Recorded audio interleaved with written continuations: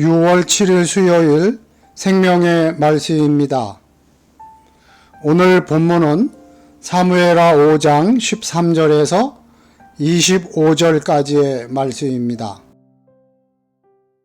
다윗이 헤브론에서 올라온 후에 예루살렘에서 처첩들을 더 두었으므로 아들과 딸들이 또 다윗에게서 나니 예루살렘에서 그에게서 난 자들의 이름은 삼무아와 소밥과 나단과 솔로몬과 이팔과 엘리수아와 네벡과 야비야와 엘리사마와 엘야다와 엘리벨렛이었더라.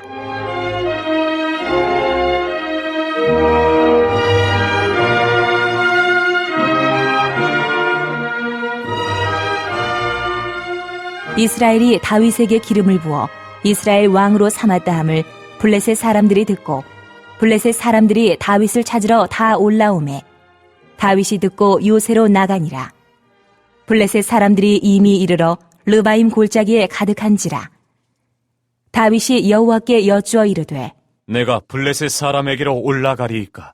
여호와께서 그들을 내 손에 넘기시겠나이까? 하니 여호와께서 다윗에게 말씀하시되 올라가라. 내가 반드시 블레셋 사람을 내 손에 넘기리라. 하신지라. 다윗이 바알 브라심에 이르러 거기서 그들을 치고 다윗이 말하되 여호와께서 물을 흩음같이 내 앞에서 내 대적을 흩으셨다. 함으로 그곳 이름을 바알 브라심이라 부르니라. 거기서 블레셋 사람들이 그들의 우상을 버렸으므로 다윗과 그의 부하들이 치우니라. 블레셋 사람들이 다시 올라와서 르바임 골짜기에 가득한지라. 다윗이 여호와께 여쭈니 이르시되 올라가지 말고 그들 뒤로 돌아서 뽕나무 숲을 맞은편에서 그들을 기습하되 뽕나무 꼭대기에서 걸음 걷는 소리가 들리거든 곧 공격하라. 그때에 여호와가 너보다 앞서 나아가서 블레셋 군대를 치리라. 하신지라. 이에 다윗이 여호와의 명령대로 행하여 블레셋 사람을 쳐서 게바에서 게셀까지 이르니라.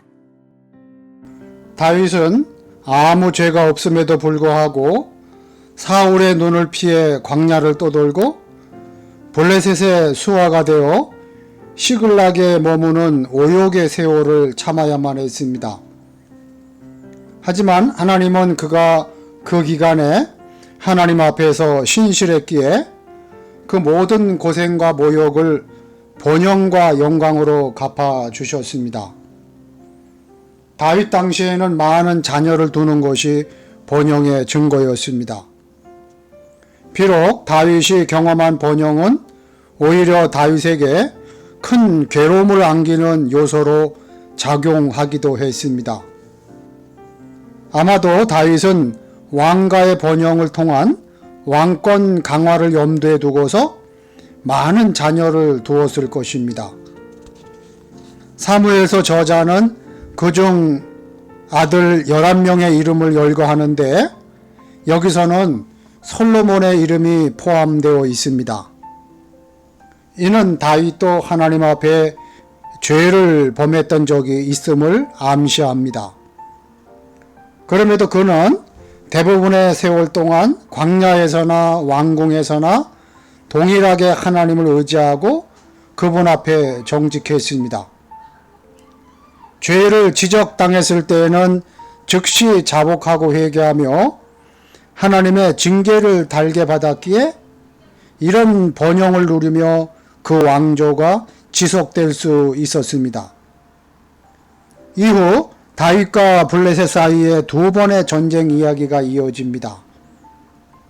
이는 모두 다윗이 블레셋이라는 우상 숭배자들의 아래에서 겪었던 모욕을 갚았다는 의미를 갖습니다.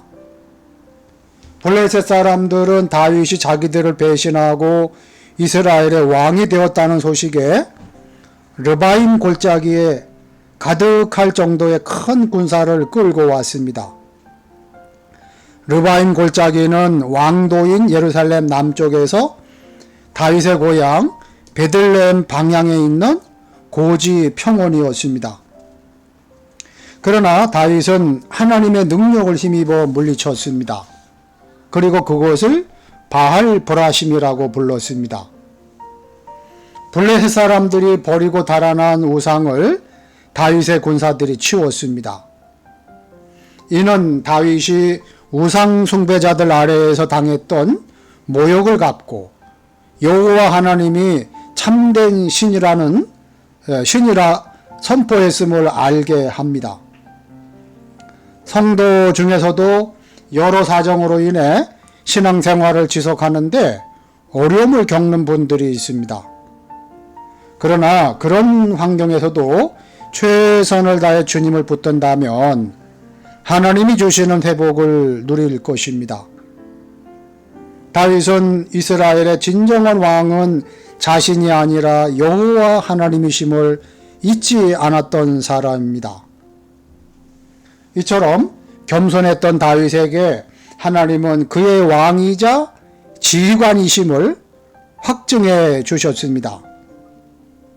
다시 블레셋이 쳐들어오자 다윗은 하나님께 다시 여쭈었습니다.